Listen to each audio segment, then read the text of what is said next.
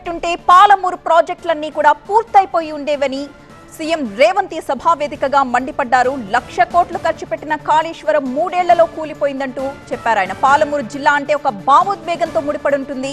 కొల్లాపూర్కు రాష్ట్ర ప్రభుత్వం ఎప్పుడు అండగా ఉంటుందన్నారు సీఎం. అలాగే కేసీఆర్ కుటుంబానికి చిన్న చూపు, కరీంనగర్ ప్రజలు ఓడించడానికి సిద్ధమైతే పాలమూరుకు కేసీఆర్ వలస వచ్చారు అంటూ విమర్శలు చేశారు. పాలమూరు బిడ్డలు హక్కున చేర్చుకుని పార్లమెంటుకు పంపించారన్న విషయాన్ని గుర్తు చేశారు రేవంత్.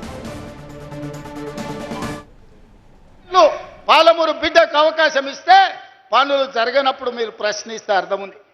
10 నెలలు కూడా కాలేదు, నువ్వు దిగిపో. ఏం పుట్టిందా వీళ్ళకు?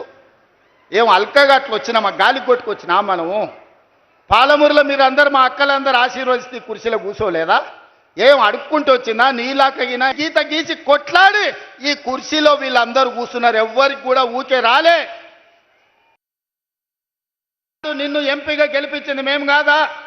నిన్ను పార్లమెంటుకు పంపించింది మేం కాదా? ఆనాడు కరీంనగర్ జిల్లా నుంచి వలసపోయి పారిపోయి పాలమూరుకు వస్తే నీకు అండగా మేం నిలబడితే, నీకు అన్నం మేం పెడితే 10 ఏళ్ళు ముఖ్యమంత్రిగా మా పాలమూరుకు సున్నం పెట్టింది నువ్వు కాదా చంద్రశేఖరరావు గారు?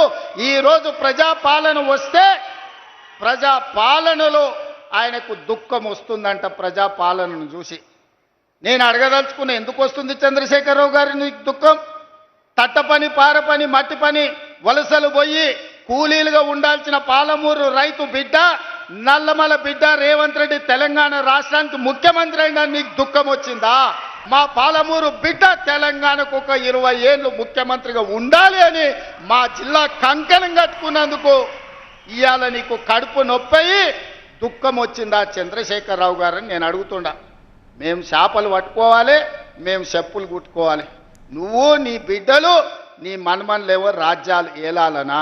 అంటే మా పాలమూరు వాళ్ళకి మంత్రి పదవి వద్దా?